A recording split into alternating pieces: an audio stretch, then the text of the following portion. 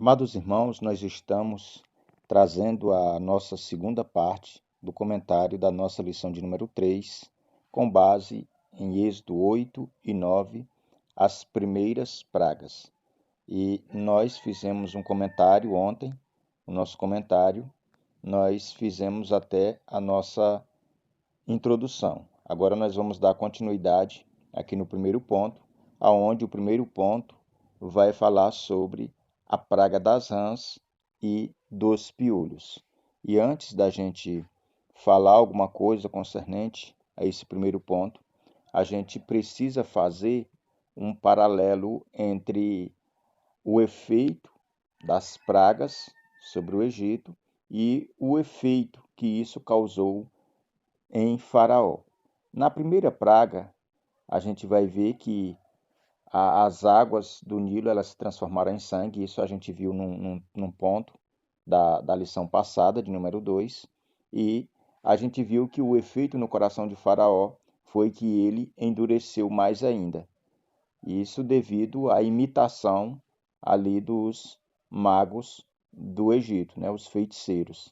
E a segunda praga, as rãs, que se espalharam por toda a terra do Egito, o efeito que causou em Faraó foi que ele pediu alívio, prometeu liberdade. A gente vê aqui no capítulo 8 e versículo 8, e depois ele continuou de coração endurecido, confirmando isso lá no verso 15. E a terceira, que era os piolhos, elas infestaram toda a terra do Egito, e a gente vai ver isso mais de uma forma mais detalhada mais à frente, mas a reação de Faraó foi que o seu coração se endureceu. Isso a gente vai ver nesse mesmo capítulo, capítulo 8, versículo 19. E a quinta, os rebanhos foram atingidos por uma peste, já no capítulo 9. E a reação de Faraó diante dessa quinta praga foi que seu coração endureceu. Isso no versículo 7 do capítulo 9. E a sexta, as úlceras infectaram os egípcios. E a gente vai ver que essa sexta praga, ela também, de uma certa forma, afetou os magos, né? Os feiticeiros do Egito, foi aonde eles não puderam curar nem a si mesmos. E a reação de Faraó foi que o Senhor endureceu o coração de Faraó. Capítulo 9, versículo 12. E já a sétima praga, que foi uma chuva de pedras que destruiu os campos egípcios, mas não a terra de Gozém, que era a terra aonde habitava os filhos de Israel. E a reação de Faraó foi que ele implorou por alívio. Quando a gente lê o capítulo 9, o verso 27, a gente entende isso. E ele prometeu liberdade, mas o seu coração se endureceu. A gente vê essa confirmação no versículo 35. E a última, a praga de número 8, um enxame de gafanhotos infestou a terra. E a reação de Faraó na oitava praga foi que ele negociou, isso no capítulo 10, versículo 11. Ele implorou alívio no versículo 17 do capítulo 10. Mas o Senhor endureceu o coração de Faraó. Isso a gente confirma no verso 20 do capítulo 10. E a nona praga, trevas cobriam a terra. E a reação de Faraó foi que ele negociou, mas o Senhor endureceu o seu coração. Capítulo 10, verso 27. E a última praga, os primogênitos de todas as famílias egípcias morreram. E a reação de Faraó foi que Faraó e os egípcios imploraram para que Israel saísse do Egito. A gente vai ver que essas 10 pragas que vão afetar aí o Egito por completo, a gente vai ver que era Deus trabalhando seus milagres e maravilhas e de uma certa forma esmiuçando, humilhando as divindades egípcias. Então, o primeiro tópico, o primeiro ponto da nossa lição, nós vamos falar sobre a praga das rãs e dos piolhos, e a gente vai ver que essas duas pragas, elas levaram ao Egito um impacto, né? Impactaram o Egito, porque as rãs, elas eram veneradas no Egito, porque estavam associadas à fertilidade. Mas quando nós lemos capítulo 1 e o versículo 20 de Gênesis, nós vamos ver que os egípcios, eles idolatravam, né, a divindade errada, ou seja, era uma divindade que eles criaram na mente deles. Então, o verdadeiro responsável pela fertilidade, conforme Gênesis capítulo 1 e o versículo 20, é o próprio Deus. Então, a gente percebe que quando o faraó ele pede um alívio nessa praga de rãs, a gente percebe que Moisés alivia, vai rogar a Deus e Deus permite que fique vivas só as rãs que estão nos rios, as que estão nas casas, nos palácios, nas cozinhas, todas essas rãs morrem. E aí eles vão ajuntar, né? E ali a história vai dizer, a Bíblia vai confirmar que houve uma podridão, né, sobre a terra do Egito, do mau cheiro que exalava aquele monte, né, de rãs mortas. E a gente vê a aflição dos egípcios de não poder matar aqueles insetos que eles adoravam, né, que eles o tinham por Deus. O segundo tópico desse primeiro ponto vai falar sobre a reação de Faraó, que é o que a gente já deu uma pincelada aqui, que o Faraó ele vai mandar chamar a Moisés e Arão e vai rogar, né, pelo um alívio, né, e aonde a gente vai ver que vai ser atendido. Moisés ele vai atender esse pedido, mas Faraó, depois que se vê livre dessas pragas, ele vai continuar com seu coração endurecido. E o terceiro tópico, a gente vai comentar um pouquinho sobre o dedo de Deus, com base no versículo 19, que diz: Então disseram os magos a Faraó: Isto é o dedo de Deus. Porém, o coração de Faraó se endureceu e não os ouviu, como o Senhor tinha dito. A gente percebe que nessa altura, até os próprios magos, os próprios adivinhos do Egito, eles já tinham, se rendido, ou seja, eles reconheceram que era um Deus poderoso que estavam por trás disso. E aonde eles vão procurar Faraó, e Faraó não vai dar ouvido, vai endurecer cada vez mais o seu coração. E é aonde a gente vai ver que essa atitude de Faraó vai lhe levar a perder, né? Vamos dizer que perdeu o equilíbrio do seu governo. Ele vai levar a sua nação, né, a ficar dividida. E é onde acerca da adoração às divindades. Vai acabar entendendo que as divindades que eles pensavam que protegia não protegem de nada. E aqui a gente abre um espaço para dizer, né, a todos os irmãos que quando o homem ele deixa de adorar o Deus verdadeiro para se dobrar diante de falsos deuses, ele perde o equilíbrio, né? O equilíbrio da sua vida por completo. Ele vive aí como alguém que não tem mais uma perspectiva, não tem mais nenhuma esperança. É o que a gente vê isso espelhado na vida aqui do rei do Egito, que era Faraó.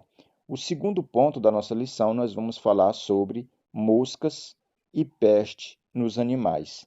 Esse enxame, né, de moscas é a quarta praga. E o rebanho que foram atingido por essa peste é a quinta praga. Então, nesse ponto, a gente vai ver essas duas pragas, a quarta e a quinta. Então, né, nesse primeiro tópico, a gente vai ver que o nosso comentarista aqui, ele vai deixar bem claro que Israel não foi atingido por nenhuma dessas pragas. E aqui é onde a gente vai ver o divisor de águas entre os que servem a Deus e os que não servem, entre os servos de Deus e os que não eram servos de Deus. Essas pragas, aqui a de número 4 e a de número 5, elas vieram como um divisor de águas, né, para dividir o santo do profano, aonde a gente vai ver que essas moscas que vão infestar toda a terra do Egito, elas, de uma certa forma, elas não vão chegar, né, na terra de Gozém, aonde habitava ali o povo de Israel. E nenhum dos animais vai morrer, né? Até mesmo aqueles animais que já estavam velhos, estavam à beira da morte, mas que pertenciam aos hebreus, eles vão ficar vivos, eles vão, de uma certa forma, ter suas forças revigoradas.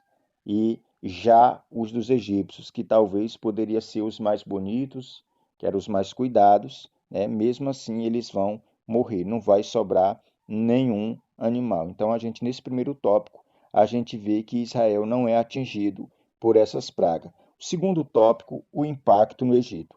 A gente vai ver que essas duas pragas, ela vai impactar o Egito. E quando a gente fala de impacto, a gente não pode apenas falar que é um impacto, vamos dizer que espiritual, né? Na questão de que eles adoravam os deuses dele e que estava diminuindo essa crença nesses falsos deuses. Mas gerou também um impacto econômico. O Egito ele estava perdendo a sua força, a sua influência, o seu poder financeiro, porque a praga veio e varreu por completo todos os animais. Né? Todos os animais eles foram aí atingidos por a peste. Então esses enxames de mosca também eles infestaram toda a terra do Egito. Então o Egito aqui ele entra, vamos dizer que num processo de recessão. Ele está agora guardando o que tinha para guardar, né? O possível, para que eles não entrassem em uma falência. Então a gente vê que essas pragas elas trouxeram um impacto para a vida dos egípcios ou para a nação do Egito em todos os aspectos.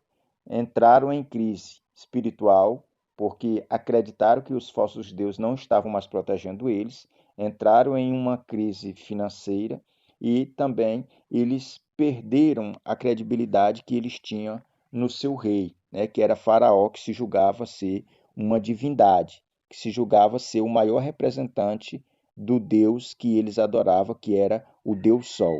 E já o terceiro tópico, não saiam para longe. Aqui é com base ainda no versículo 25 do capítulo 8, que diz: Chamou o Faraó a Moisés e Arão e disse: Ide, ofereceis sacrifício ao vosso Deus nesta terra. E aqui é onde a gente vai ver que a resposta de Moisés vai ser uma resposta direta, objetiva a Faraó, dizendo que o Deus dele não recebia sacrifício e adoração naquela terra, que eles tinham que ir adorar além do deserto, ou no deserto. E aonde Faraó, ele vai outra vez blindar o seu coração, fechar o seu coração e não vai mais permitir que o povo de Deus saia ali das terras do Egito. E agora a gente vai comentar aqui no ponto 3 acerca das úlceras e saraivas. Essas que são as úlceras é a sexta e a próxima a sétima. Então, para fechar essa lição de hoje, nós estamos estudando da praga 2 até a praga 7. Então, vai ficar faltando ainda mais 3 pragas que vão ser expostas na próxima lição. Então, para fechar, a gente vai comentar sobre a 6 e a de número 7. A 6 vai falar sobre as úlceras que infectaram todos os habitantes do Egito. E o primeiro tópico, as úlceras e tumores. A gente vai ver que aqui Arão ele vai pegar cinzas, jogar no ar, e essas cinzas elas tinham um propósito.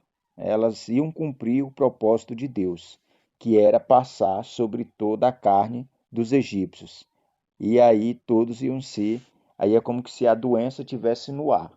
Aonde ela batesse em um egípcio, aí eles iam ser infectados. E aí começou, né, a sair tumores de dentro da pele dos egípcios. E até os magos foram infectados diante dessa praga. Lembrando que essa praga, ela também é a destruição, é a humilhação de uma falsa divindade dos egípcios, aonde a gente vai ver que essa praga ela vai, de uma certa forma, afetar o Egito por completo.